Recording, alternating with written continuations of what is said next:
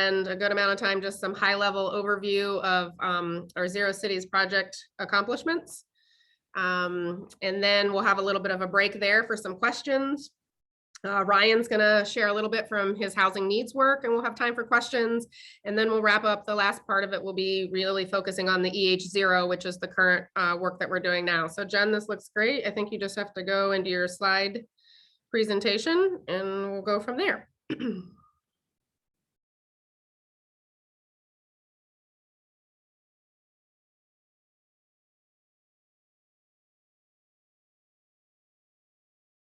We're seeing your presentation mode though, so we can see 2 slides instead of just 1. On your top of your screen, you might be able to click your display settings and choose. Yep. There you go. Okay, go ahead and move on. And so, as the agenda, hopefully you all received it. So I kind of mentioned, we'll go through, we have those 3 built-in areas for questions and then time at the end as well. So with that, I'm going to jump into, we already mentioned our partners. So this is just showing our 3 partners that got started together for the Zero Cities project. And then the WEGI Foundation was a primary funder for both the Zero Cities and the E.H.Zero project that we're going to talk about today. So why focus on buildings? I suspect a lot of you might know this, but perhaps for those of you who work in different spaces, don't want to make assumptions about what everyone knows.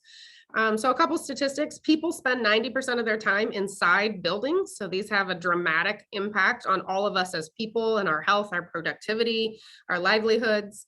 The construction and operation of buildings has a significant impact on affordability, health, and that health can be public health, individual health, neighborhood health, and also climate change. If you weren't aware, when we look globally, buildings actually account for 30% of all of the global carbon emissions, so a significant source of carbon emissions.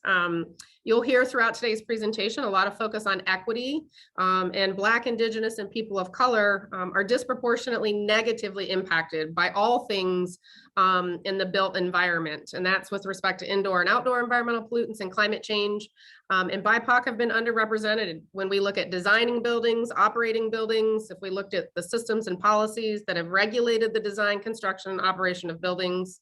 And lastly, there's a nationwide affordable housing crisis going on right now. And through our work, we want to help support and provide more affordable housing for folks.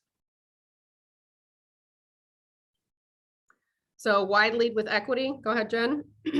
So the city of Grand Rapids, I'm going to move through these quickly. We passed a strategic plan, so I just wanted to provide a link to that. And if you go to the next slide, Jen, in our plan, we identified 6 values for the city of Grand Rapids. You'll see that equity and sustainability are 2 values there. So equity, we really talk about leveraging city influence. Oop, can you go back 1 second? Jen?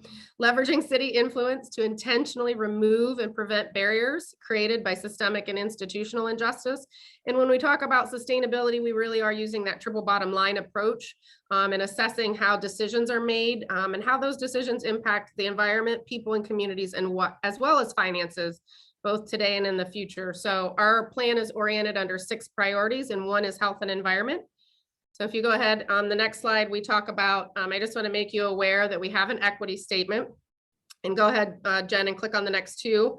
And I just wanted to lift out these 2 sentences from our equity statement because we've been very explicit at the city that we're leading with racial equity, because we understand that leading with racial equity will advance our universal goal of elevating the quality of life for everyone in Grand Rapids. And we are working every day to try to embed that value in all of our decisions, policies, and practices.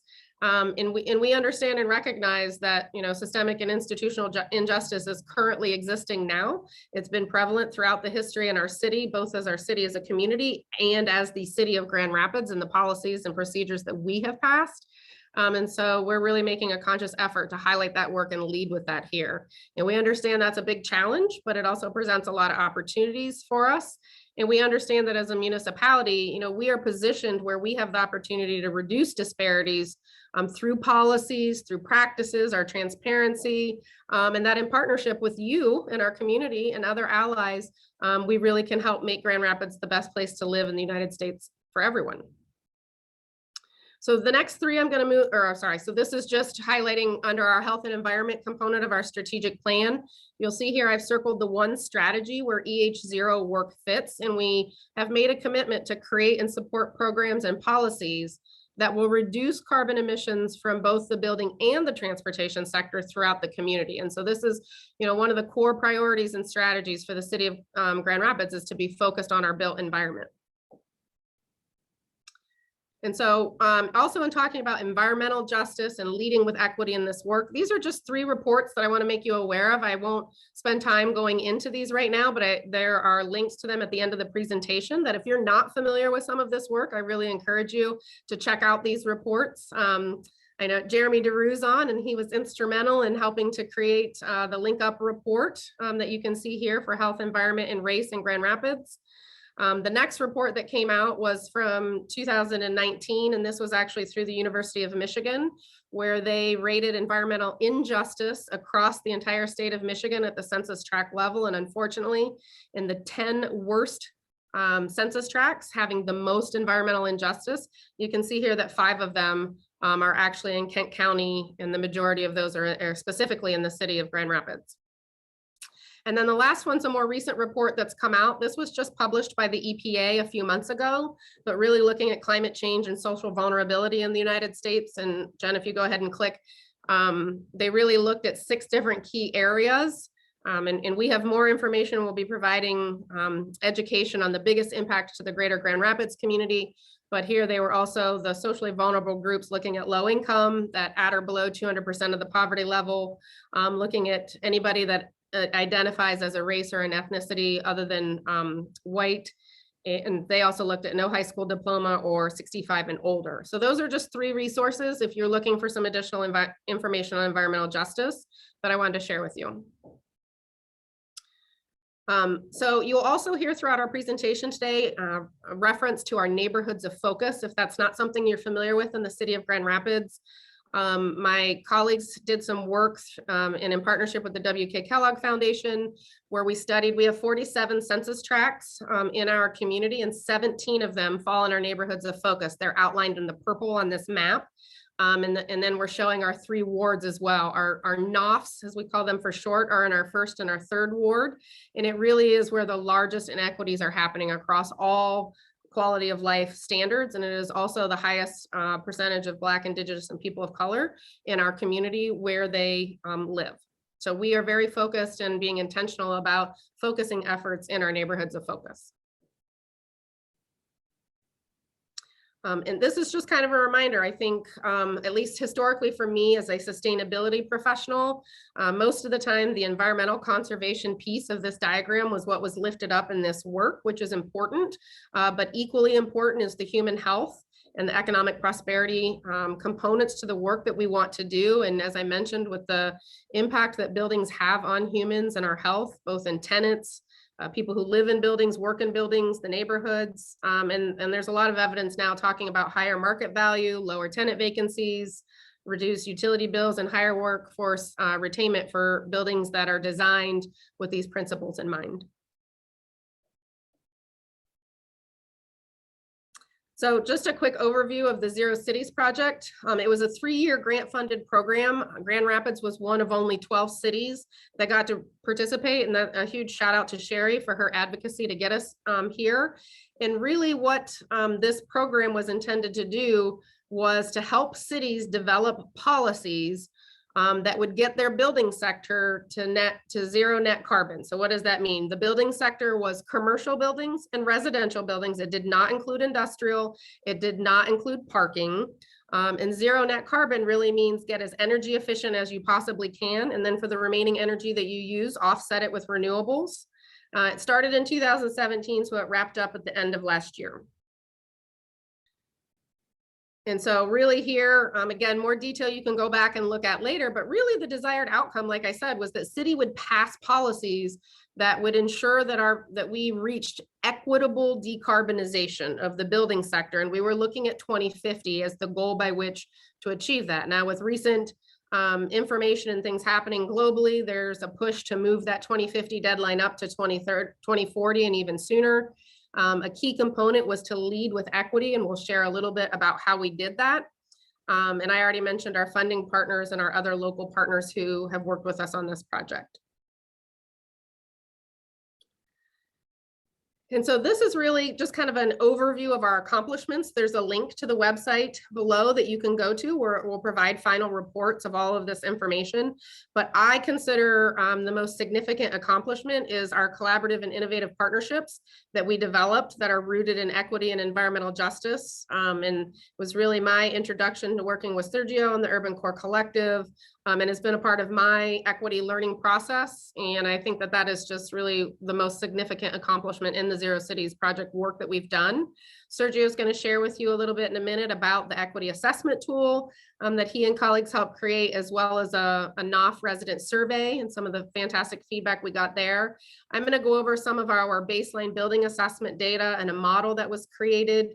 Although you won't hear a lot today from the U.S. Green Building Council and the 2030 district, they've been a vital partner in this work as well with Sherry and her team, and have really focused on that education and engagement with the commercial building sector, and have also really worked with the city and help us on our environmental sustainability requirements for the cannabis licensing ordinance. And I just want to note that as a partnership, we have received national recognition as a model for leading with equity in building policy development. So the intention is not to go through all these details, but you can see there was an original plan for all the cities. In the middle is kind of what most cities did, and on the right is what we did. The things in blue are all common, so everybody did those things. But with respect to engagement, you're going to see and hear how we really were intentional and focused the majority of time on equity and engagement and authentically working to lead with equity in this space. I do want to note, some of you might be familiar with the Community Collaboration on Climate Change, known as C4. In our partners, we do participate in the C4, but this work that we're talking about today is 100% solely separate from what the C4 does. So it is not anything that the C4 has been working on, but they are kind of two sister initiatives that can help support each other. And then we really worked specifically, again, on creating our own equity assessment tool for our particular community. And the last thing I'll say here is just in terms of, you kind of look over on the left, as the original plan was to develop policies. Well, in Grand Rapids, we didn't create any policies, and I don't consider that a failure. We realized that we needed to spend more time leading with equity and developing trusted relationships. And that took time and ultimately led to us not creating policies. But when I spoke to colleagues in other cities, they mostly focused on commercial building policies, and they acknowledged that they didn't really find a path in which they felt that they were addressing equity. So this, again, is a detail. It's just for your reference coming back if you want to see all the different components that we worked on and with different partners for Zero Cities projects. So Jen, you can go ahead and move on. And I think this is now where I'm going to have maybe 3 or 4 slides where I just want to share some of the most relevant information from the baseline building assessment and some of our key findings. So on here in this graph, I'm going to start on the left. This is all data based on building size, so square footage. And we pulled this data, we used, it was December of 2017 data. But on the very left circle chart, we have over 205 million square feet of buildings. Again, that's commercial and residential buildings. You can see here I put blue stars to really highlight the residential components. So single family makes up the largest. 52% of all of our built square footage in Grand Rapids is single family housing, with just shy of 17% is multifamily. And then the remainder would be other types of commercial buildings. The chart in the middle, the bar chart, is breaking it down by building size across the bottom. So, you know, the largest majority of our buildings are smaller than 20,000 square feet. And obviously our single family all fits under that category. And by and large, the majority of all of our multifamily also fits under 20,000 square feet. And then on the right, this is just looking at different building types by square footage and how big they are. So now on this slide, this is now looking at energy consumption of those buildings. So orange is natural gas, green is electricity. These are based on estimates that we worked with a national partner to do. But you can start to get a sense, by and large, on average, all of our building types predominantly use natural gas. On average, 65% of all the energy consumed is natural gas, right? So your heating, your hot water conditioning, you know, your gas stoves, whereas 35% is electricity, and that's due to our cold weather climate. The graph on the left, you can see the different types of buildings that are the most energy intensive. And so, you know, the residential is by and far the most energy intensive, but you can see other types as well. And then on the right, it's actually the energy intensity by building type. And so this is called EUI for those kind of in the industry, energy use intensity. And it's the total amount of energy consumed per square foot. So it's a method of normalizing and comparing different size buildings and different type buildings to see what are actually the most energy intensive. And so fast food restaurants, supermarket, hospitals, restaurants, and convenience stores are actually the most energy and carbon intensive type buildings that we have in our community. And then this next graph takes that one step further and it converts the energy consumption into carbon emissions or greenhouse gas emissions. And so on the top circle chart on the left, as I said, on average, our buildings consume mostly natural gas, but when you look at the generation of greenhouse gas emissions, we actually create a lot more greenhouse gas emissions from electricity consumption, because right now the majority of our electricity comes from coal-fired power plants. And so the graph in the middle then just breaks down and shows of all of our buildings. If we look at the carbon footprint, you know, 38% are coming from single family residential and 14% from multifamily. And we also went one step further looking at the information on the right and found that if we were to narrowly focus just on buildings that are over 10,000 square feet, we have just shy of 1,150 of those buildings in Grand Rapids. It's less than 2% of all of our buildings, but it accounts for 42% of all of the carbon emissions. So the two biggest groups of buildings that account for greenhouse gas emissions in our community are commercial buildings greater than 10,000 square feet, as well as single family residential as a whole. And so go ahead and Jen will go through these quickly. We also looked at future projections. So our population is expected to continue to grow. And on the next slide, we looked at building trends in terms of building area. So you can see this started in 2017 with our building stock and goes to 2050. About a third of the buildings in 2050 are expected to be new constructed buildings. And if you look on the right, you can see that predominantly all of that new construction is expected to happen in multifamily and commercial, right? We don't have the space to be building new single family. And it also looks at how often these buildings will go through sales or how often they will experience renovations. And by and large, many of the buildings in the single families will go through quite a bit of renovation as well as sales.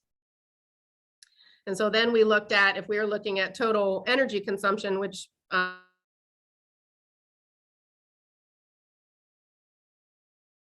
we're thinking about 2050, existing buildings are still accounting for, you know, 70% at least of all of the carbon emissions. And so existing buildings are really important to focus on, but we know that we have opportunities to influence new buildings as they're being built. It's just that's a much smaller segment of our buildings.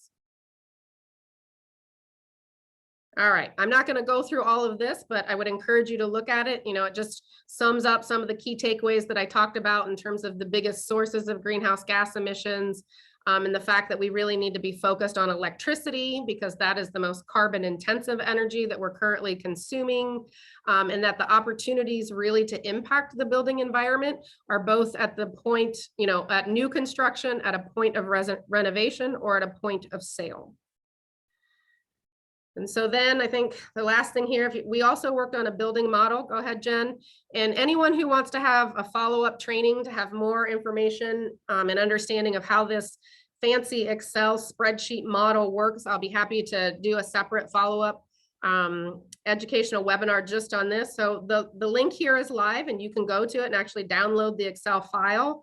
But on the left, it gives you 4 different options of different items that you can toggle between. So the very first one was, well, if consumers' energy meets their own carbon reduction targets, what does that mean for our community?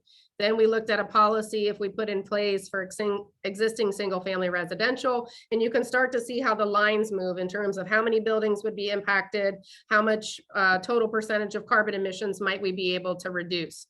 But I will tell you, this was kind of our initial take at this model. And as a part of E.H.Zero, we're going to be revising this model to add more and seeking input and feedback. So if you're interested, you know, hold tight, stay connected with us. And this is something we'd love to continue to engage with you on. Okay, and so with that, I am going to turn it over to Sergio, who's going to speak about some of the work that he did as one of our partners. Thank you, Allison. So we did a survey last summer into early fall, and I'm going to talk to you about that survey, and I'm also going to talk to you about an adaptation of a national document called the Equity Assessment Tool that we adapted for Grand Rapids. Next slide. So starting off, we were invited by the City of Grand Rapids and the U.S. Green Building Council to serve as equity partners with the city in the Zero Series project.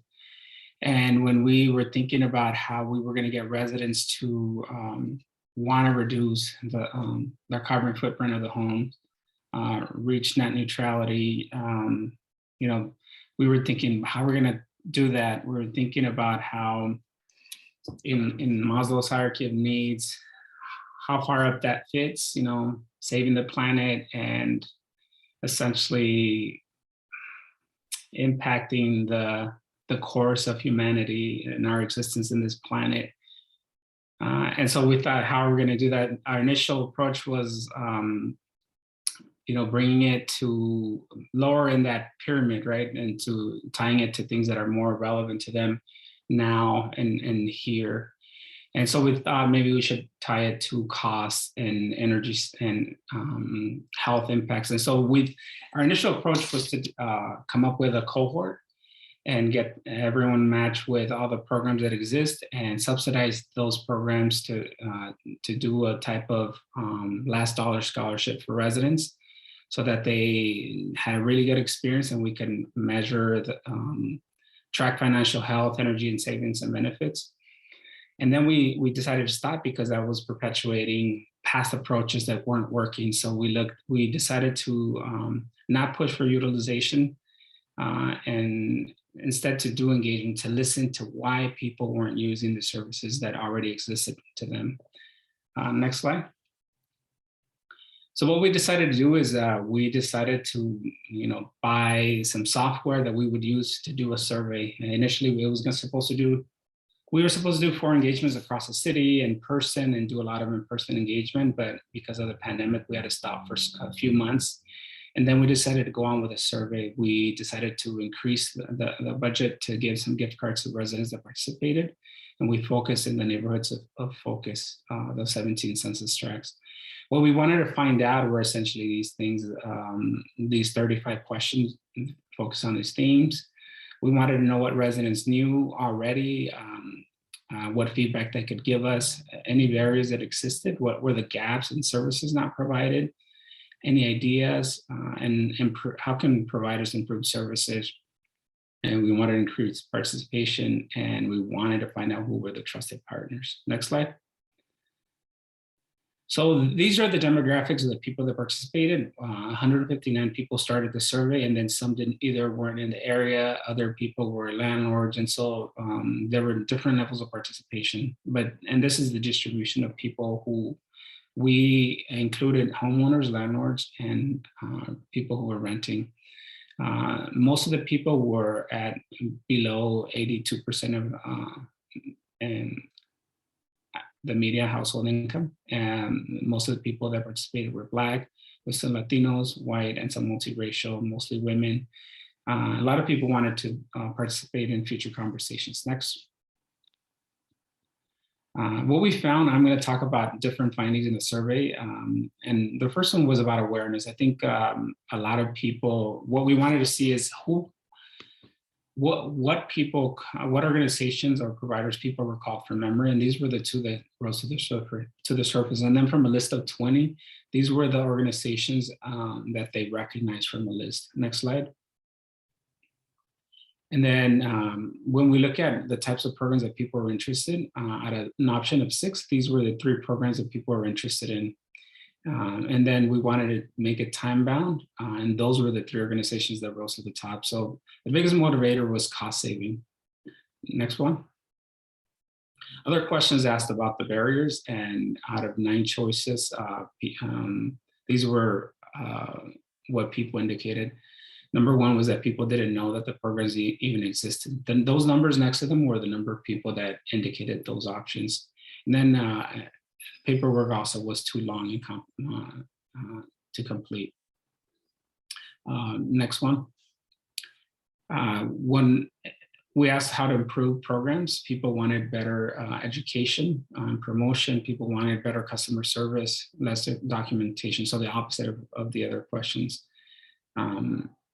So some people didn't say, a conundrum for us was like, were people satisfied with the existing programs because that's all they knew? What if there were better programs? How would they rate existing programs? Next slide. And then we asked about trust. And this is a graph generated by software. It's a little hard to read, but on the left, you'll notice that red at the bottom in the legend, red is the for-profit providers, and then the purple are the nonprofit providers. And so left, you see that there's an inverse correlation between the two. People trusted more nonprofits and less for-profit providers. Next one. And then when we asked about homeowners, like we asked how much people were investing already in per year in their home. The majority of them invested less than 10%, less than $10,000, and only about 5% invested over $10,000. So that's an important number to notice when we're looking at how much upfront costs are needed to take advantage of programs. Next one. These are the services that people would be interested in if there was programs to help people acquire these services. Next one. And so some recommendations. First, insights. So lack of awareness is obviously the biggest barrier. And we recommended that providers invest in education and promotion. Also, we recommend that they find out what home repair services and get the let out, what those providers are doing, right? Why are these programs, where were people able to recall these programs from memory? And another insight is that the cost savings programs were the most popular. And what we recommend is that providers design services that focus first on saving people money, and also that the providers provide services that are at below the budget. I think I'm going to cover that in the next slide. So other barriers, the qualifications were also a barrier.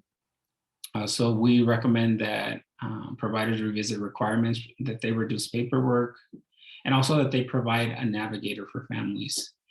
And then also do it in other languages. And this is a recommendation that we're interested in pursuing even further, is that they all providers get together, create a single point of entry, so that instead of residents or homeowners, landlords having to look at all these programs and then finding out after investing all this time getting all the paperwork together that they don't qualify, sometimes hours, that there should be a single point of entry, one portal where you input all your information and the portal tells you what programs you qualify for, instead of oftentimes wasting a lot of your time just to not qualify for most of the programs. Next one. And around trust, trust is important. So as I mentioned before, we recommend that providers pull their resources together and come up with best practices that they can share, and come up with those with a single experience that everyone can relate to and be successful when applying.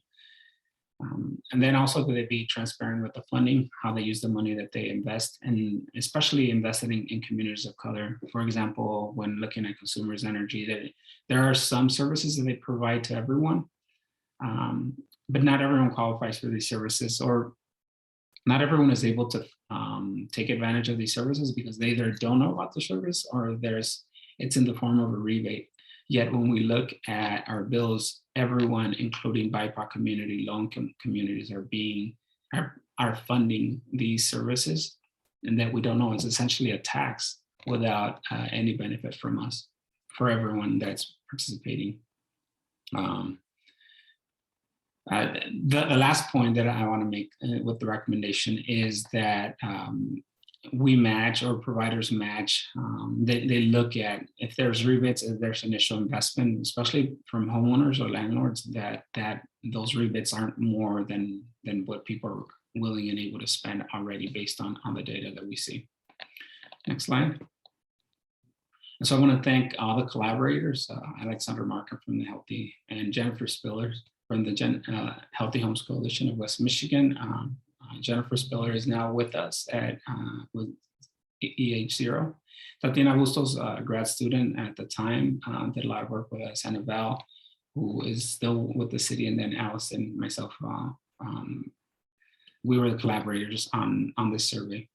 And now I'm going to move on to talk about the equity assessment tool. Equity assessment tool, a little bit of background. Race Forward created this equity assessment tool, which was a tool that is to be used in essentially when doing this kind of work. I see it more as the reasons why we need to focus on and center communities of color and frontline communities. Next slide.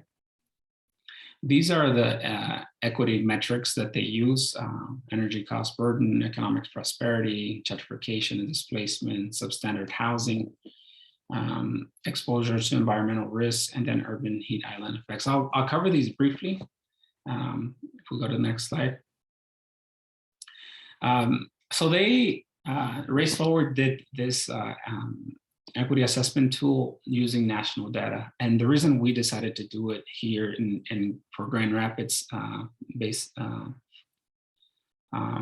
Grand Rapids data sets, is that we didn't want, we know the tendency for people to say, well, that applies nationally, but I don't know that applies here locally. Maybe it's different here in Grand Rapids. And so we wanted to find comparable data. So this first one looks at the cost energy burden for people. And if you look at this, as you look to the left of that, the line is people that are lower at the poverty line. They pay more for energy, and as people's income goes up, they tend to pay less. Next slide. This one talks about the housing stock and how old the homes are. You can see the majority of the homes are older than 1939. As you drive across the city, especially in the inner city, you see the homes, and you can see it reflected in the homes. This affects who lives there and what types of, not just contaminants, but how much they end up paying for the energy. Next one. This looks at, it compares national data and also local data, and just like national data set, the folks that make the most money tend to be white people, non-Hispanic, and then you can see that Black Americans tend to make the least per year. Next one. This is a great example of gentrification. You might remember on the west side in 2010, right after the Great Recession here, how there was a great expansion. The downtown spilled over to the west side. And if you look at West Grand, you can see how much people of color left the west side because of gentrification and displacement. I was working at Sibley Elementary during that time. And there were so many people that had to leave the school because of that. There were students who were coming in, people renovating the houses, renting it to students. So rent was going up 4 times in some cases. Next one. This is another example of how that changed over time. If you look at the green, it's people of color. They're how they went down during that specific amount of time. Next one. This one is another exposure to health risks in the prevalence of substandard housing and who ends up experiencing the substandard housing the most and the least. And if you look at the white population, they're the lowest, 28.52%. Next one. This data set is specific to Kent County. If we look at all of Kent County, and children experiencing elevated blood lead levels. We look at 49507, they bear a disproportionate rates of elevated blood levels. So our children, and for the 49507, are disproportionately being poisoned by lead, looking at exposures to health risks. Next one. This one looks at the urban heat island effect, and that's directly correlated to if we combine it, if we pair it along with tree canopy. If you look at what communities have the most tree canopy, the darker the green, the more the tree canopy, and you look at different parts of the city, almost by look at East Grand Rapids and specific areas, and then we look at different census tracts. For example, I think number 19 should be 39. But that's, I think you may remember that Allison mentioned 5 of the 10 census tracts that had the most, that were most from the study that were the worst impacted by climate change. 19 on here corresponds to 39, which is the #1 most impacted area, which is the Roosevelt Park neighborhood in Grand Rapids. So that's the last equity metric. Next slide. I want to give credit to folks that appear here, but also to my colleague, Raven Odom, who did the majority of the work for the equity assessment part of this work. We met together and had a lot of conversations with different folks, but she ended up compiling the majority of the data for the equity assessment tool, which we now hope to leverage with providers, and I invite you all to take a closer look. I believe Allison or Jennifer might have provided the link to that, in which you can go in depth at another time. Thank you. All right, I think this brings us to our break point for some questions before we turn it over to Ryan. So Jen, if you want to go ahead and take down the slides, and feel free, anybody who has a question, you can put your hand up or go ahead and just take yourself off of a mute and ask the team questions or make comments or observations.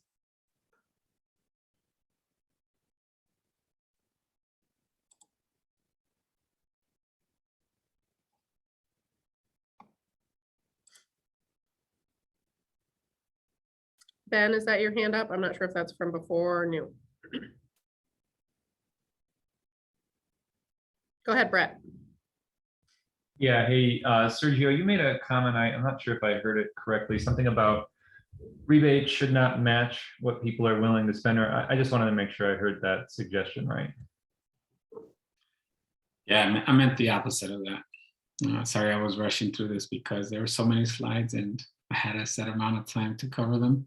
But okay. Yes, I meant the opposite of that, that providers, specifically utility companies, should look at when deciding what the rebates cover. It should not be more than what people are willing to spend. In this case, it shouldn't be more than $10,000 or any cost that they have to pay for fixing, like, say, a roof. Thank you. Hank. Related to that question, do we know the difference in utilization of utility incentives across the city, or would consumers be willing to share some of that? Just to understand, is there an uneven distribution of access to those incentives, even though everybody pays into them the same?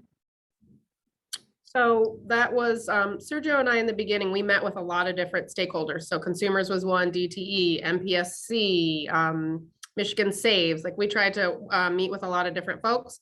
And that was one of the questions that we specifically asked consumers. And the answer, my understanding is both for consumers and DTE, that no, they're not currently tracking in a way that easily allows the analysis of participation in programs, really geographically, or quite frankly, by race or ethnicity. And we've been pushing that they need to start collecting data and understanding the race and demographics of the participants in their programs. I do know that later they had shared, it was one pilot that was specific to Grand Rapids, and apologies, I'm forgetting which particular pilot it was, but they did break it down by those that were income qualified and those that were not. But the percentage of those that were income qualified that participated was extremely small. And so it has been something where we've continued to encourage them. And I personally have been pushing them that they need to start analyzing their own data in that fashion to understand. And we've also been intentional that we want to partner with them, because as Sergio was sharing in the one graph, one of the biggest things we learned is that, right, particularly if we're focused in our neighborhoods of focus and our most vulnerable residents, there are certain entities that they trust and certain they don't. And when you show up with the City of Grand Rapids logoed shirt or a consumer's logoed shirt or whoever, and you knock on the door and say, hey, I've got something free for you, rightfully so, a lot of people don't believe you and they don't trust you and they don't want you in their house. And so one of the biggest things that we've learned kind of from in our hypothesis that we were working through, and in the way that I describe it now, right, just recognizing my own privilege as a white person, is that, you know, I think city folks and my colleagues who were working on this project, we kind of approached it as like, okay, I know that climate change is bad. It's most impacting people of color and low income people. And here's what you should be doing. Like, why aren't you taking advantage of weatherization programs and the utility rebate programs and all of this, unfairly suggesting that, you know, there were reasons that they were intentionally not choosing to take advantage of this great benefit. But when you knock on somebody's door and you have a lot of high priority needs and thinking about, you know, your food and how you're getting to your job, and maybe some people are concerned about being evicted, and somebody knocks on their door and says, hey, aren't you interested in reducing the carbon of your home? I mean, the answer, of course, is no, I'm not. And so that's been one of the biggest lessons learned for me in this field, is that if we truly want to support and engage the most vulnerable in our community, we need to change our narrative and our approach. And that means, who are the people offering the programs? Because as Sergio said, the nonprofit partners are the most trusted in neighborhoods and in community. And, you know, what we're also exploring now that we'll talk a little bit about in E.H.Zero is that, you know, leading with health and leading with affordability as much higher priorities for our residents holistically than saying, you know, just trying to say, don't you care about climate change? Or, you know, are you interested in trying to learn how to reduce the carbon emissions of your particular building or home?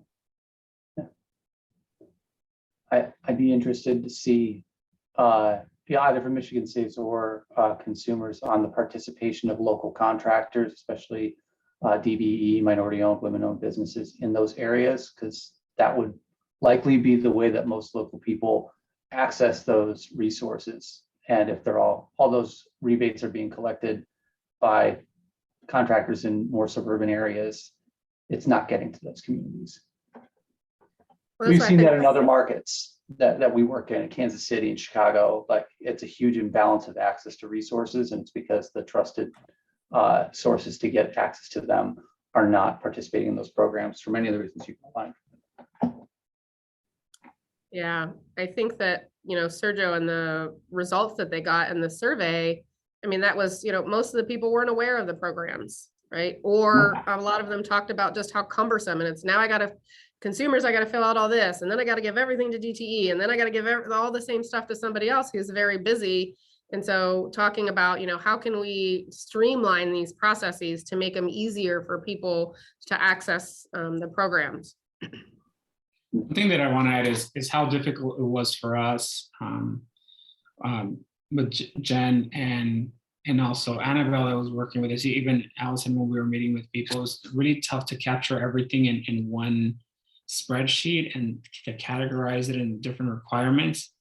And so then that also adds another element of difficulty to when, especially when they're not sharing, they're not talking to each other, and they're not willing to share. And even data sets that they provide, they're not comparable to other data sets. So it's almost impossible to find out who's using what services. And sometimes maybe people might be using the same services with multiple organizations.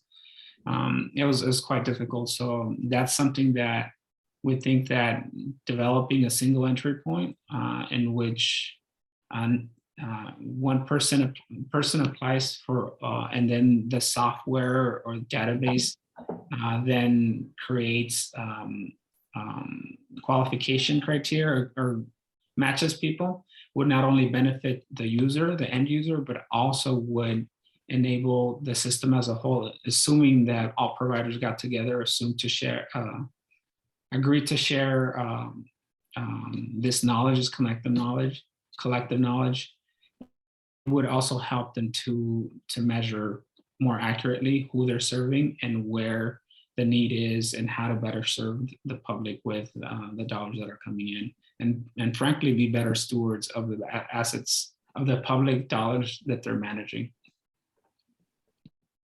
Yeah, I wholly agree with Sergio. I mean, we tried to figure out if somebody could come in and say, I'm an owner or I'm a renter, or, I mean, almost 3 different measures. And then a lot of the different programs are based on different area median income or based on different poverty level. And there are so many different things that you can't even figure out what programs are even available to me across the board for my one household. And that's a significant barrier in and of itself. There are a couple of communities that have come up with universal applications like that, and it does require participation of local service providers to work together wholeheartedly, and it's tough. It's very tough. One Touch KC in Kansas City, and they have a utility-led initiative called LILAC, which I'm forgetting what it all stands for, but it starts with low income. And it's meant to try and aggregate all of the services and create a cross referral system, which doesn't solve the problem of too many organizations working with a single family to provide services. It would be easier if, you know, you had almost like the green healthy homes model, where it's like one service provider just does it all to make it easy on the family. But super hard to make that work unless everybody really buys in. Hank, if you have any other examples like that, we'll be sure to look into the One Touch KC, but if you have any others, please shoot them over to me via email so that we can start Absolutely. looking for them. Yep. And Stephanie, I just wanted to acknowledge your question in the chat. I do think 211 is a good place for us to go to once we have the information. And yes, Brett, Wendy has been involved as well from ENTF in working on some of these projects. We've collaborated with her as well. I think the problem is, right, 211 and ENTF need somebody to give them the information, right, so that they can respond to people when they're asking the questions. And so that's not available. So hopefully, you know, we'd love to work together and see what some opportunities are to create that. Well, we're doing pretty good staying on our time. So I'm actually going to invite Ryan to come on now. As he mentioned, he's one of the city's key partners from Housing Next, who's been hired by the city of Grand Rapids really to help with a lot of our housing work, and has been doing work in this space now for well over a year. I'm super grateful for his knowledge and expertise and partnership, and leading kind of with our value of collaboration. We're trying to make sure that anywhere we can overlap with different projects and initiatives that we're working together. And Ryan's got some really exciting information to share with everyone if you're not already familiar with some of the work that he's been doing. Thanks, Allison. I'm attempting to share screen and we'll find my presentation momentarily. I have too many windows open. But as Allison mentioned, I'm the Executive Director of Housing Next. We are an initiative that lives inside of the United Way, and actually the United Way of Ottawa County right now. We've been working with the City of Grand Rapids for going on 2 years now. We conducted a housing needs assessment in 2020. That data was released in July. A lot of the data here is from July of 2020, but I'm also going to talk a little bit about the Affordable Housing Fund that the city has initiated, which lives with the Grand Rapids Area Community Foundation. And hopefully most of you, if not all of you, are aware that applications for nominations for seats on that board were distributed a few weeks ago. We've been getting a lot of excellent applicants for the board. And so we're hopeful that we'll have really strong representation from our community organizations and neighborhood associations. So really quick, I'm going to fly through a few of these slides. I see a lot of people on this presentation that have seen my work in the community in one format or another. And these documents in certain formats are attached to some of the emails that went out last week. So I don't want to bore you with data that you've seen 3 times before. But real quickly, I'm going to dive into some of the numbers just so that we can kind of frame conversation about how we move forward. Our housing needs assessment, using both census data and demographic and economic analysis from a few other sources, found that across Kent County, we have more than 63,000 households that spend more than 30% of their income on housing. 30% tends to be the standard threshold for affordability. So most of us want to be spending less than 30% of our income on housing related expenses. And that should include your utilities. So gas and electric should be bundled into rent or mortgage or however you're paying for your housing. So you can see this broken down by city and county. Obviously, we have a larger share of renters in Grand Rapids who are cost burdened than we do homeowners. And in a minute, I'll show you a slide of how our renters and homeowners break down by race, because that's an important element of this work. But this is the group that we want to solve for today. And we want to be thinking about, at the same time, the number of new households that are either forming in the community or moving into the community on top of that 25,000 households who live in Grand Rapids today and are cost burdened. We have another 9,000 households that are either going to be formed or moving into the community over the next 4 years by 2025.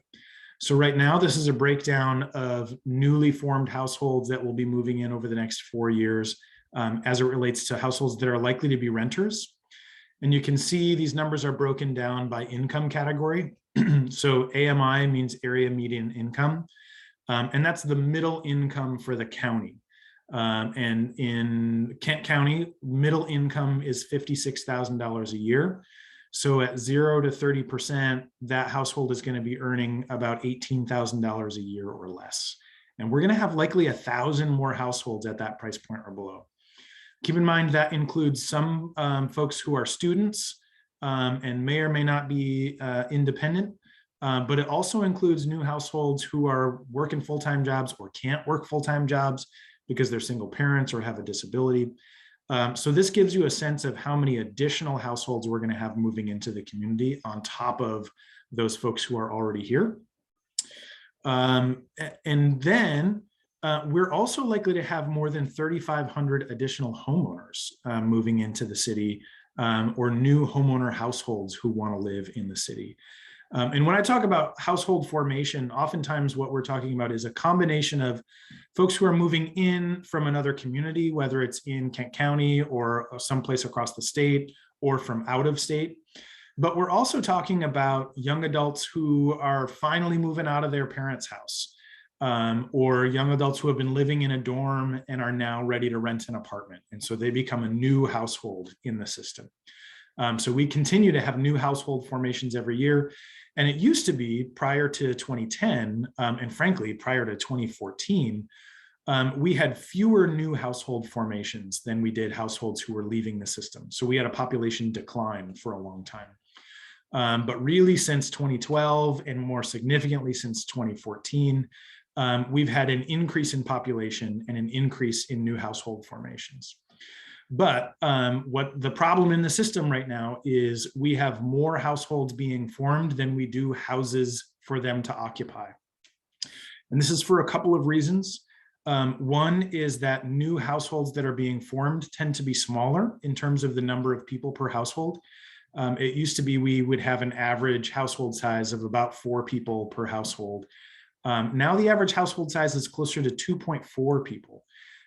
So when we break it all down, we have far more singles and couples without kids than we used to in previous generations.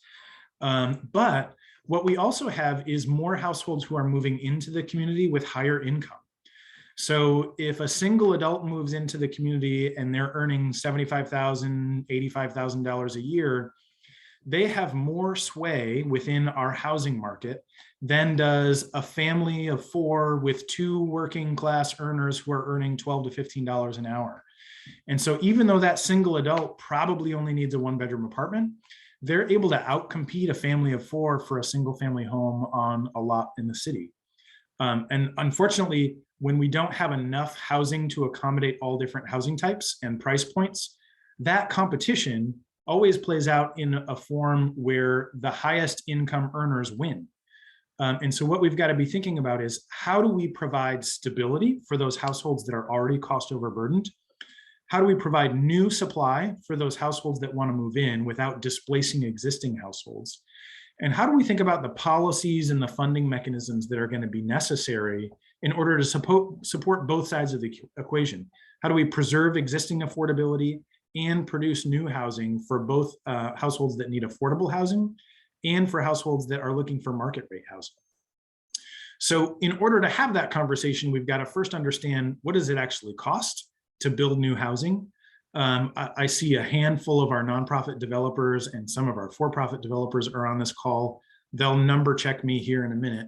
But on average, when we're talking about new kind of garden style, the less expensive type of new construction, the cost to build a new apartment is $150,000 to $180,000 for an apartment. Now, for those developers that are used to working on brownfield sites in the city where you've got to have mixed use with retail on the ground floor and you're building out of steel and you've got big elevator shafts, this number can as much as double. You can see apartment costs ranging from $250,000 to $350,000 per apartment. So keep that in mind as I share these numbers. But for this kind of an equation, a market rate developer still needs to be able to charge $1,100 to $1,300 a month to justify this cost of construction. And so that means the renter has to earn $44,000 a year in order to truly afford that apartment unit. And so for some folks, that's fine, right? If you're earning that much money and you're willing to pay that much rent, great, good for you. We also have a lot of folks in the community who can't afford that much rent. And so we've got to be thinking about different mechanisms to underwrite the cost of construction in a way that we don't have to pass 100% of those costs onto the renter. And there are federal programs that can do that. There are some state programs, and now we're trying to create some local programs that can do it as well. So real quickly, one of the things I want to show you is what happens when we experience what is called the step down effect. And essentially what this means is our highest income households tend not to spend 30% of their income on housing if they don't have to, right? Nobody wants to spend more than they have to spend. And so oftentimes what's happening in the marketplace is those higher income households are choosing to rent less expensive housing units because they can and because it costs them less money. And so even if they're earning $75,000, $80,000 a year and they can afford $1,400, $1,500 a month in rent, if they can find a one-bedroom apartment in town for $900 a month, they'll take that one bedroom for $900 a month, as long as it is a safe quality unit in close proximity to the things that are important to that renter. And so what you're looking at right now is the number of homeowners that tend to step down in the market. We have the same data for renters. And oftentimes what's happening is our highest income homeowners aren't maximizing their ability to pay top dollar. Instead, they're buying those less expensive homes, which makes it harder for our lower and moderate income households to afford the cost of a new home. So I'm going to wrap this up in just a minute. As we think about our total capital needs within the system, it's a daunting number, but it's important for us to really level set around the overall amount of capital that we'll need over time. So as we think about new rental housing development in Grand Rapids, if we're to hit our goals of more than 5,300 new units, that's more than $1 billion worth of investment in new rental product. And in order to keep the number of units affordable that we really need to achieve, that's about $250 million of either philanthropy or some form of less restrictive gap financing. So a lot of gap financing is going to be necessary to produce that number of units. And similarly for both homeowner occupied units, you see we need a little over $110 million of gap financing for those if we're to achieve our levels of affordability. And for those folks that are already housed but cost overburdened, we're estimating it's roughly $100 million a year in rental assistance in order to buy down that cost burden to below 30% of annual income. So the last depressing slide here is the rate of home ownership and the rate of income that gets spent between homeowners and renters. You can see on the left, it's far more likely that renters are spending 30% or more of their income on housing. And it's far more likely that owners are spending less than 20% of their income on housing. So you can see there's significant benefit in the market to being a homeowner. And on the right, what you can see is the disparity in the homeownership rate between Black and white households. We've got a 40% gap between Black and white households.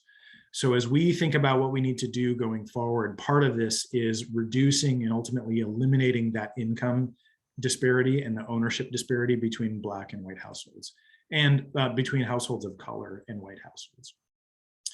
So going forward, we really want to focus on preservation. We want to think about how do we preserve all of those housing units out there that are still relatively affordable.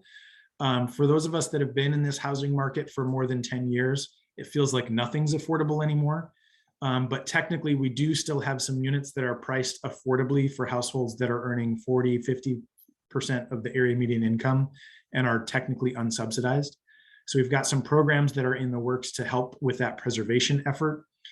We also want to increase funding for homeowner assistance programs. We're working on creating gap financing programs for new development. And part of this work is really important. It's that master plan process. Our community master plan just kicked off a couple of weeks ago. Kristen Turkelson and the planning department are leading that, and they'll be hiring a national consultant. We need to find ways to add more housing in every neighborhood, and we need to be able to do it in ways that don't displace folks who already live in those neighborhoods. So going forward, we've created the Affordable Housing Fund. It's been seeded with just under $1 million. The Affordable Housing Fund board is taking nominations right now for board members. We anticipate that the City Commission is going to ask the Affordable Housing Fund board to make recommendations regarding the allocation of at least $5 million in American Rescue Plan funds, in addition to the $1 million that have been seeded. Now, when I talk about $1 million and $5 million relative to the more than $1 billion of capital investment that needs to go into housing over the next 4 years, you can see there's a significant disparity between what we need and what we have. But we're just getting started. We've got our data. We're starting to build the tools in the toolbox. And I think that we are likely to have a lot more partners who begin to come to the table with commitments of both funding and talent to help support this initiative. So we want to make sure going forward that we've got an affordable housing fund that is well seated to support existing homeowners as well as existing housing preservation. And to the point of this whole presentation, it's how do we ensure that all of that housing that exists today is as energy efficient as possible in an effort to reduce the long-term costs of both tenants and homeowners. But also, how are we building new high efficiency units across the city for both renters and homeowners? And that's got to be facilitated by the master plan process, by the Affordable Housing Fund board, and through an initiative to dispose of a lot of city-owned assets. We've got lots of city-owned property across the city that could potentially support more housing. And so we're looking at a disposition strategy that makes it much easier for city staff to administratively dispose of city-owned property when it's made available for affordable housing. So with that, I'll stop sharing screen and I think take questions. Yeah, thanks, Ryan. Does anybody have any questions for Ryan?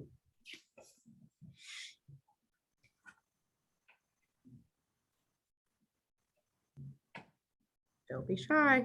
When you, Ryan, when you say there's a significant amount of properties that the city owns that could potentially go for use in affordable housing, then can you give us a rough estimate if you know? Yeah, so the city has more than 60 properties that are currently held by the Michigan Land Bank Authority. And those are properties that could currently support anywhere from a single family unit up to a 4-unit dwelling. Then there are some properties along our commercial corridors that are anywhere from half an acre to multiple acres in size. And we've got some properties that are adjacent to, that are city owned and adjacent to some GRPS facilities, or may have been acquired for other purposes in the past and aren't needed.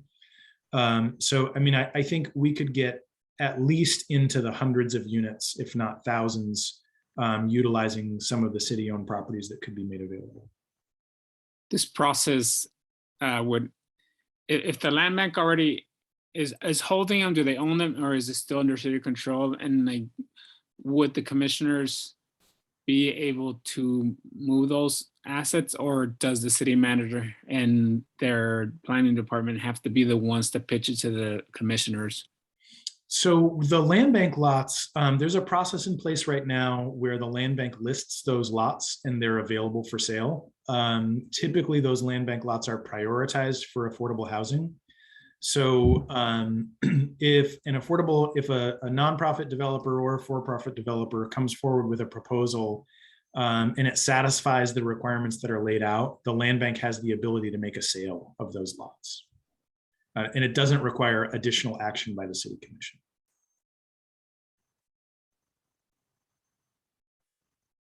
Brett, I see you have your hand up. Yeah, on the thought of some of those lots, they, may be too small to build to the allowable floor limit of that Grand Rapids has set, I believe 750 square feet. Or if someone has a budget, a lot of people have a budget to build a new house that caps them to a smaller size with the cost of construction escalating. So either it's a lot limit restriction or a restriction of what someone can afford. And so what ways are the city looking at your internal policies on those lots that people could actually build on them at a what I would say a right size, not necessarily a tiny home, but a smaller size home? Yeah, right on. Great question, Brett. So we've been looking at several zoning provisions from other communities that allow for what are often referred to as cottages, typically units that are sized from 400 to 800 square feet, and making it much easier to do that on any standard lot of record, and potentially making that available on lots that today would be considered unbuildable. The other thing that we're starting to look at is opportunities for cottage clusters, where you might be able to put 4 or 6 of those smaller cottage homes on a larger buildable lot, or on 2 side-by-side lots. We've got some good examples from other communities. Now, because the master plan process is underway, there are some folks who really want to ensure that planning endeavor can really fully inform those kinds of larger changes. However, we did just have a conversation this morning about finding ways to support demonstration projects. So Brett, I think you and I are both on the email list for the Seeds of Promise neighborhood, and really thinking about where we have a neighborhood association that is really supportive of innovative land use types and innovative building typologies. It's probably not something that's going to get passed in the zoning ordinance carte blanche at this point. But if the neighborhood organization wants to initiate kind of a proposal where we use it as a demonstration project to help inform the master plan and say, hey, we'd really like to be able to do this in more places across the city, and we're going to do it in the Seeds of Promise neighborhood as an example, I'd love to work alongside some groups to figure out how do we do that, so that before the master plan process gets wrapped up, we have some examples we can point to and say, this worked, and it was less expensive than it is to do it the traditional way.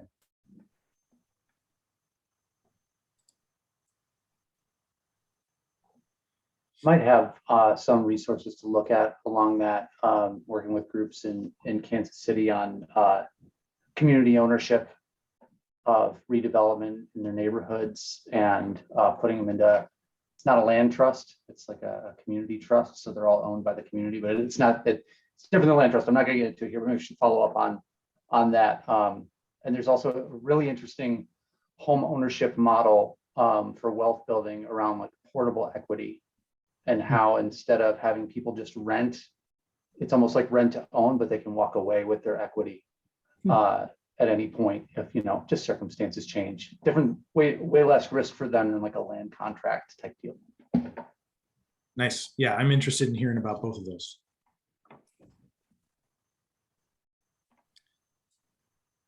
All right. Well, thank you, Ryan. Appreciate that. We're going to go ahead, and Jen, if you wouldn't mind kind of pulling up the slides, we're going to move into the last component, which is kind of, what we've talked about already is really things that have been in motion or with respect to the 0 cities is actually already completed. But we've taken what we've learned from the Zero Cities project and from our partnership, and thankfully the Urban Core Collective and the US Green Building Council and the city, we came together when Zero Cities was wrapping up at the end of last year, and we said we really think we've had some phenomenal progress. We've collected some amazing data and are building some momentum. We didn't ultimately get policies passed. That was kind of the initial goal of the Zero Cities project. So what might we still do, knowing that Zero Cities project as a national initiative wrapped up and completed? And thankfully, the three partners decided to come together and said that we were still interested in working together. And so we came together and we fundraised. You'll see some information that we'll share, but essentially have transitioned into the next phase of this work that, of course, it can't be any, city program, city supported program if it doesn't have some long name with an acronym, but we're referring to it as the Grand Rapids Policies and Programs for Equitable, Healthy, and Zero Carbon Buildings Initiative, or E.H.Zero for short. So Jen, if you want to go ahead to the next slide. And really what we wanted to do is we wanted to be explicit about working with residential and commercial building stakeholders. And we really want to work on policies and programs, right? And I think I just want to be really clear, because a lot of the things that we have the opportunity to do is something that doesn't require the city to pass a policy that requires somebody to do something. There's a lot of opportunity to work with and leverage utility programs to get them to be working better, more accessible for our residents, and just other types of programs. We already have our 2030 district, so how can we help support more folks getting engaged in the 2030 district? And so there's a lot of programs that exist, and we have some opportunity, I think, to be innovative and create some new ones. So I just want to be clear that we're not thinking just in terms of, only looking at what is a policy that the City of Grand Rapids City Commission could pass, but thinking through some other opportunities that we might have. And we want these policies and programs to both be co-created and supported by community. We want them to be focused and leading with equity. And we want them to be working to achieve increased affordability, increased beneficial health outcomes, and resilience when we think about, the changing climate that's coming and more extreme heat days, more flooding. How are we helping to ensure that our most vulnerable communities and their housing is prepared for what the scientists are telling us are going to come? And we want to achieve those things while also reducing energy consumption and carbon emissions. On this slide, it's a live link to our E.H.Zero website and an email address we have. And so some of the key objectives that we're really hoping to do in this 3 years, which we don't have a formal launch date, if you will, but we'll say fall of this year was kind of our formal launch date. And we crafted a 3-year budget, which we'll share a little with you. But some of the key objectives, as I said, we want to lead with equity while we're helping to reduce carbon emissions. We really want to focus on education and stakeholders. So this is actually really our first test run, and we're hoping to get a survey out to all of you. It might not be until just after Thanksgiving, but would really love critical feedback for, how valuable is the information that we shared? What do you want more of? What do you want less of? And that with respect to, because we want to make sure everybody has this base level of information across our community. And then we're going to move, we're thinking maybe 4-6 more months that we'll spend on education, but then we want to move into a whole year of engagement with stakeholders where we want to try to develop, and of course it's, complexities with COVID and we'll have to see where things are, right? But would love to be able to get people together and work through and talk about what policies work, what is helpful, what will achieve the results that we're looking for. But, where are their concerns from builders? Where are their concerns from designers or residents or neighborhoods, so that we can understand that and be thoughtful about that and take it into consideration. And then we are going to work on that building policy modeling dashboard that I showed you, that Excel file. So we're going to continue to use that as a tool. Jen's going to talk a little bit here in a minute about a housing renovation pilot that we want to build into this. But ideally, in 2023, in about 2 years, we want to go back to City Commission with a package of policies that we believe can equitably decarbonize our buildings. And again, that's been co-created with all of you and community, and ideally is supported by community. And then we'll be working on, after that time, a plan and implementation, and looking at some other things that I've referred to in the past as a whole homes concierge style program. And I think Sergio refers to it as kind of a navigator support style program. And then ultimately we're also looking to take everything that we're learning and build it into some of the goals and strategies for our climate action and adaptation plan that my colleague Annabelle Wilkinson is going to be leading, and that we're working on, knowing that the building sector is such an important component for that work.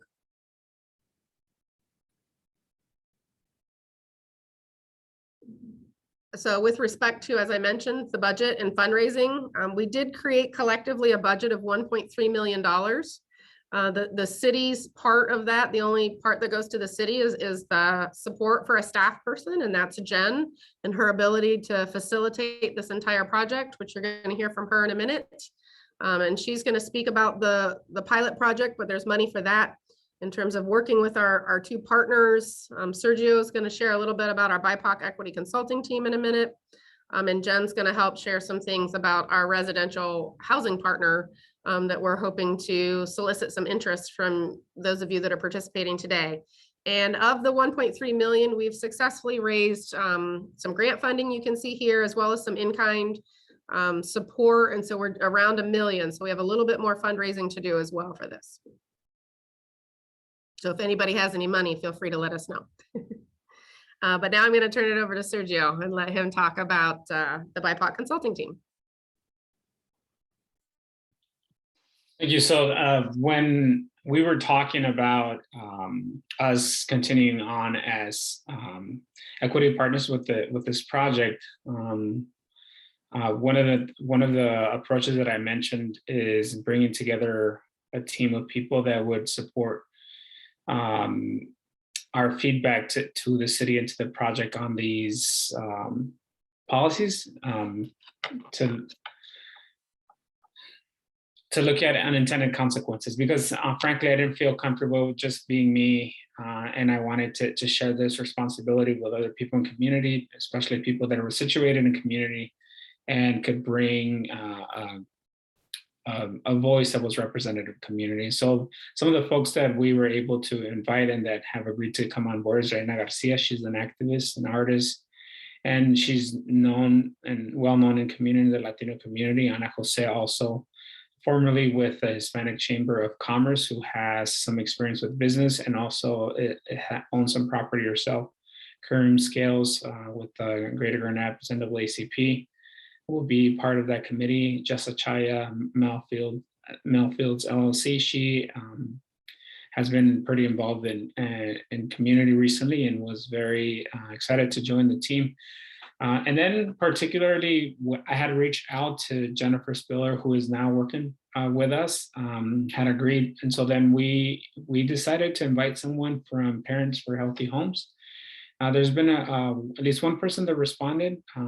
We're not sure who's going to be the representative from that group, but we're very excited for them to be a member of this committee as well, because of the work that they've been doing with Parents for Healthy Homes and how they pushed the county to invest more in taking ownership of their role or their lack of investment in addressing the problem with lead poisoning in our communities. So this committee is going to be looking at policies that we might present to them, or that the city staff and folks from the U.S. Green Building Council might present to them, and provide some feedback, as well as helping us to develop an engagement process by which we will present to the public these policies and get them their feedback. And then there's going to be an iterative process by which we will then take the public feedback, infuse it into those policies, and then finally present something to the commission. This is a very basic summary and bare bones, really summary of what we hope is going to happen. A lot of this, I'm hoping to have the BIPOC consulting team design that engagement process with something that they believe that aligns and is a good way to activate community.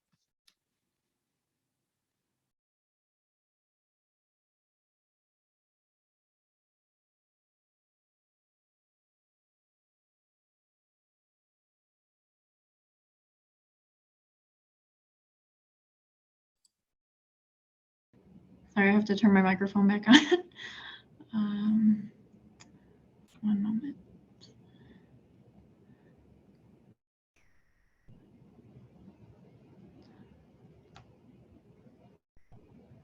All right, so I'm going to be going over the next steps.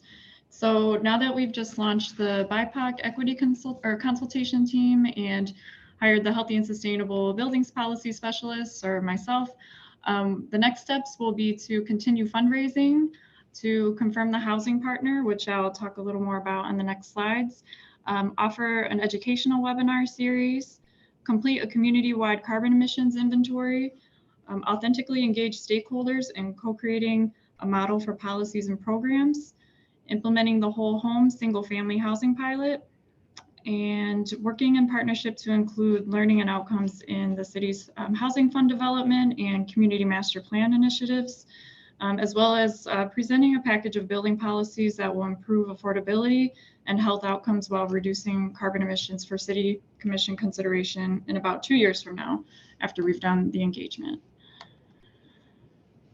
So within the next few months, we're planning to host webinars.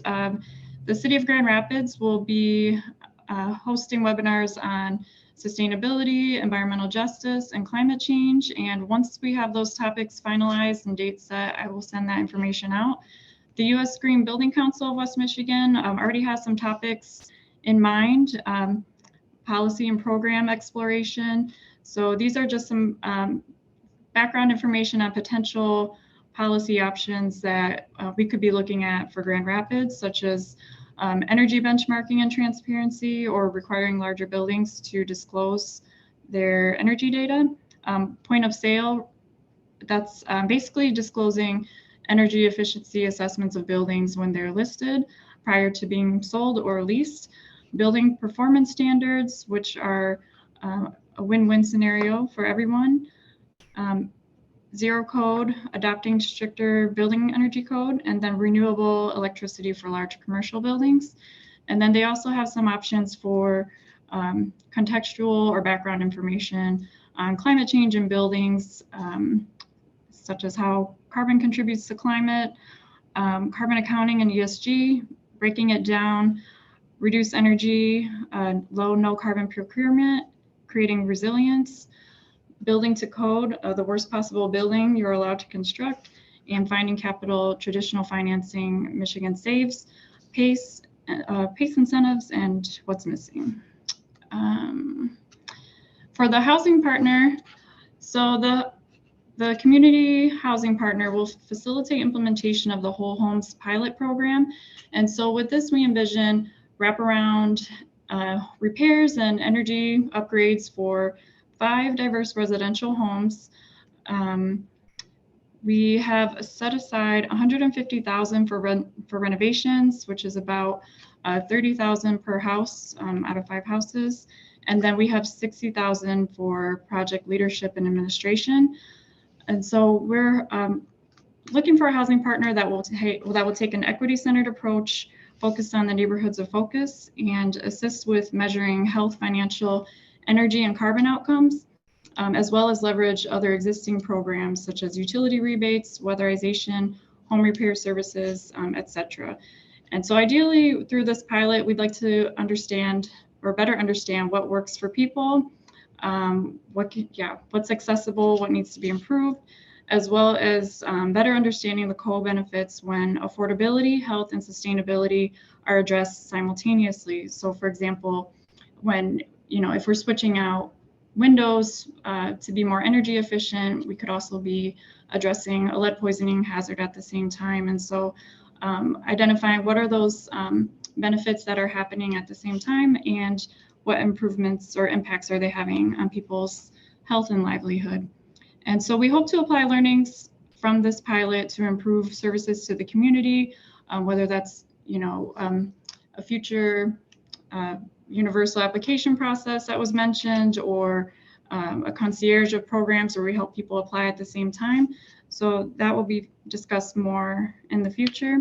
And then for now, the next step, since we're still finalizing our selection process for the community housing partner, if you have initial interest in being the housing partner, please send me an email, and I listed my email here, or follow up with me if you have any questions. And then here's a list of policy options for buildings to explore. And so we'll be talking more about these over the next couple of years. And these are, I think Allison referenced them as like a menu of options. So none of these are set in stone. These are just examples based on other communities that we've been looking at. And part of my role will be to be sharing best practices and researching what other communities are doing that we might be able to apply here. So for single family residential buildings, that could be energy auditing and lead sampling for residential rental license certification programs.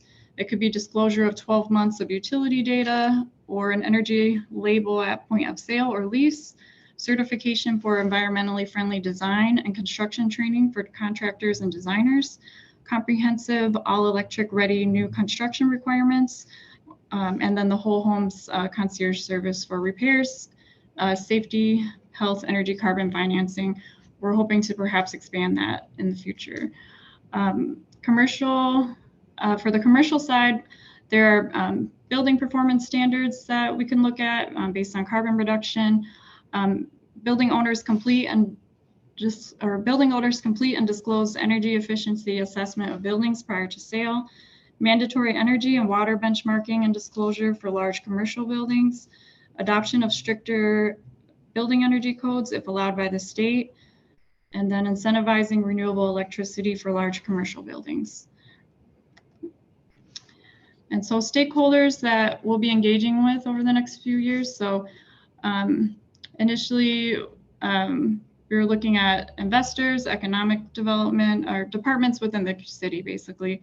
Planning departments, project developers, design and construction. So these first two categories are stakeholders that have traditionally been really engaged throughout building energy work, but such as designers, city design teams, construction companies, building owners, real estate companies, building management companies, but we are also very focused on the people side. So tenants and residents, neighbors, employees, community-based organizations, and neighborhood associations.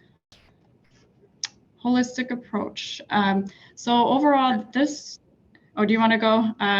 That's okay, Jen. Yeah, I'll finish this one and the last one. Thank you, Jen. That's Okay. all right. So Yep. these are the last two slides. There are more slides in the deck for just reference and information. So Jen, appreciate your overview there. So just, wanted to wrap up by really saying and reiterating that we're really intending to take a very holistic approach. So you can see the local building policy gear in the middle, and that is something that we're looking at. But in terms of really trying to achieve this, I think quite an audacious goal of bringing down carbon in our building sector and doing it equitably, we know that we need to have a number of tools that we're utilizing. So it's not just building policies that City Commission can pass, but it's leveraging voluntary programs like we've mentioned the utility rebates in our own 2030 district. We've mentioned, and Ryan talked about, that the city just launched, we're doing our next 20-year community comprehensive master plan, which will impact our zoning ordinance. And so, how can we leverage that opportunity for incentivizing, whether density makes sense or doesn't make sense, but allowing for green space and other things that will be needed for climate resilience.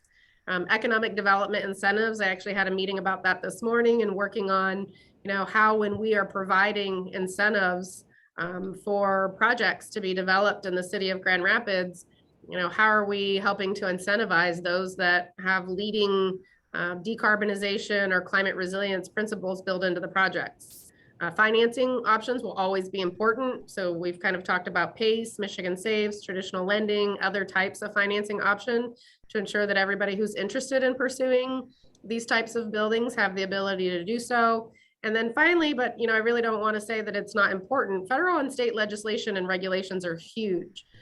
Because I continue to tell people that if consumers were to move faster, consumers' energy were to move faster on achieving their voluntary carbon reduction goals, then cities across the state, within their territory in Michigan, we don't have to go out and pass policies necessarily to try to achieve this, because if they're able to achieve it, then that really, you know, the faster they move to renewables, then everybody who's purchasing electricity from Consumers Energy is purchasing it from a renewable source, and therefore the carbon emissions is significantly reduced and or eliminated. And so those are some significant things. And if you're not aware or familiar, in the state of Michigan regulates energy and building codes. And local municipalities like the city of Grand Rapids are prohibited from requiring anything above and beyond what the state Bear Energy and Building Code require. And so right now, that is an obstacle for municipalities who might be interested in pursuing and requiring buildings to achieve something more. But a lot of people don't know that that's the reality of where we live. And other states and other cities have the ability to pass policies at the city level. So it's very different. So we've been actively engaging over a couple of years in the international process to set building and energy codes, and then ultimately what will be adopted at the state level. But we're hoping that there will be options built in for Michigan right now that will allow local municipalities some flexibility in terms of perhaps having a zero code or other more aggressive requirements when it comes to this work. And I think the last slide that I have to show is just keeping in mind, you know, E.H.Zero is really focused on, Jen, if you could go to the next slide, is really focused on buildings, but in general at the city, we're working on, you know, climate change and reducing carbon emissions and climate resiliency holistically. So the work that we're doing on buildings in this specific project is, you know, works in partnership with many other projects that we have going on. And so just a few of those to let everybody know about, you know, we made a commitment. We've passed our own municipal carbon emission, or I'm sorry, we've committed to do a community-wide carbon emissions inventory by July of 2022. So we'll have an understanding of where are we generating all of our carbon and greenhouse gas emissions in our community, so we can understand where we need to be focused the most. We already know that buildings and transportation will be the two largest sectors, but we'll have more detailed information. We're going to be completing a vulnerability assessment to understand who is most vulnerable to what types of climate changes that we know are going to be happening, extreme heat being one example. If we have, you know, we know that a lot of homes don't have air conditioning in Grand Rapids. Well, we also know that we're going to have a lot more extreme heat days that are dangerous for people with respiratory conditions, elderly, youth. And so how are we thinking about that to ensure that homes are more resilient for our residents, so that when we have those extreme heat days, we have safe places that they can be. Not too long ago in September, the city, we passed our own municipal carbon reduction goal, which was 85% by 2030 and net zero by 2040. But we've had some requests and have made a commitment to engage with the community. And we'll be reaching out to you separately on this topic, but having conversations about whether the city should pass a community-wide carbon emissions goal, and if yes, what that goal should be. We committed to do that by September of next year. We've shared some about the planning, but we are finishing a revised regional hazard mitigation plan. I mentioned my office is going to be leading work on a climate action and adaptation plan, and we're looking to have that completed in about 18 months. And then, of course, if you're not aware, our comprehensive community master plan, we're anticipating that that will be completed in the spring of 2024. And we'll be layering in all of this climate change work, and all of these will touch on buildings. And then we'll just continue to do our best to lead by example by reducing our own carbon emissions. And that's something that we have committed to as an organization. So I think there were some other slides, as I mentioned, that are at the end of the deck, and you have access to as a part of the slides that we shared, so we don't have to go through those. And Jen, I think you can pull the slides down now, and we'll just leave any remaining time that we have for any follow-up questions that people might have. I do want to just reiterate for the housing partner information that Jen shared. You know, we'll make a commitment. We'll send out an email to this full group and everybody who is invited to understand what that process will be, so that if people are interested, but it would be really great if you let Jen know if you have an interest in learning more about what that will entail. But I do know that we'd like to get somebody on, you know, early next year. And as I mentioned, help us kind of plan this process. And we really need kind of somebody we've referred to as a general contractor who can really handle the implementation of renovations that will be happening to at least 5 homes. But if we're able to successfully fundraise and get some more funding and leverage other existing programs like utility rebates, and weatherization or the federal funding that's coming down, the pike now, and hopefully we can stack some of these things, because we really want to try to leverage all of the existing programs, understand where the gaps are, how can we subsidize that a little bit in the short term and learn so that we know in the longer term, as Sergio has pointed out, sustainably being able to offer this type of project and helping our households and our community achieve some of these lofty goals. So with that, I'm going to pause and I'll pull up the list to see, feel free to come off of mute or raise your hand if you have any final questions or comments that you'd like to make.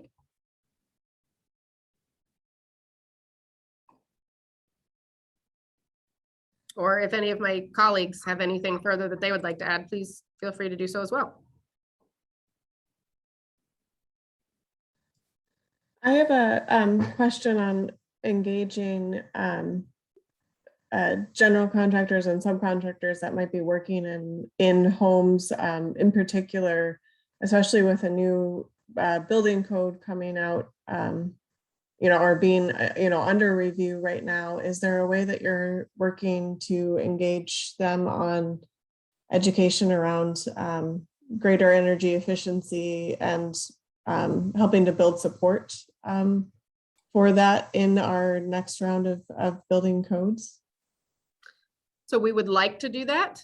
I don't have a good connection for that. So Corey, if it's something that you have, I'd love for you to share it with me, or if others on this call are wrapped into groups or organizations. I guess that's another takeaway. We invite anyone to share with us if you think that there are other organizations that would benefit from having this information or a presentation. We really want to be as inclusive as possible for those that are interested in engaging. And you're absolutely right. The subcontractors who are doing a lot of the work, it's instrumental to have them be a part of this conversation too.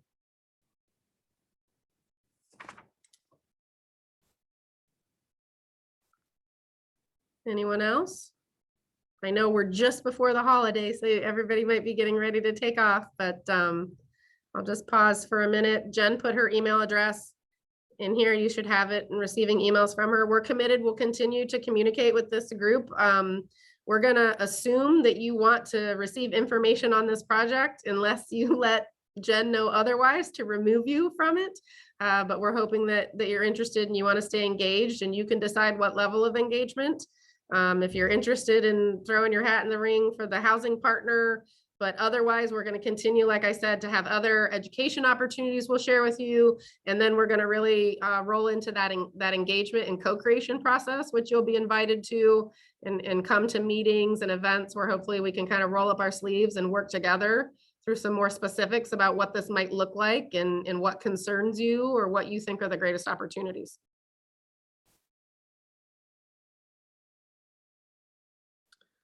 Sergio, any final closing remarks that you want to make?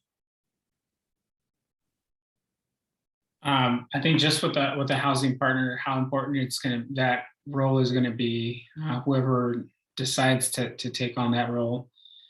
Some of the goals that we talked about in our own conversations are that we have the opportunity to show residents a different reality in terms of how we can serve them. And for us at the Urban Core Collective, we're really interested in empowering people of color to take on leadership roles. And with the BIPOC consulting team, I think this is possible. And I think the housing partner also has an opportunity to show residents, to bring this cohort of people together and then with funding that we have from our grant to match people with services and really help them to see that a different home is possible.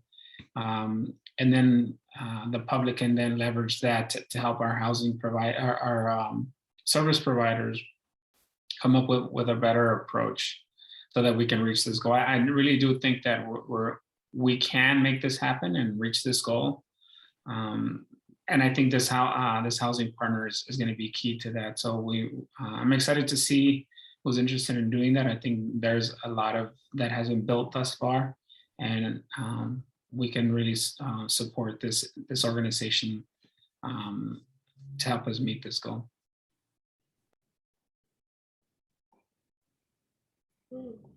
Jen or Sherry or team, or I don't know if Ryan's still on, any other closing remarks, or we can let everybody go and maybe you'll be ready to start your holiday.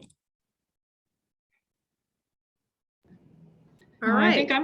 I was just gonna say, yeah, feel free to reach out to me with any questions, or if you, I know I'm gonna follow up later with some more info in the survey.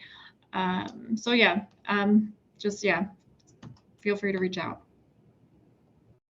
All right. Well, thank you. I see some chats coming in. Really appreciate everybody's participation right before the holiday. This is not the last you'll hear from us. We're not going to overwhelm you, but we'll be sharing some resources and information and look forward to connecting with you again in the future. So collectively, we can all work on this together as a community. So happy holidays, everyone. Stay safe, stay healthy, and we'll see you soon.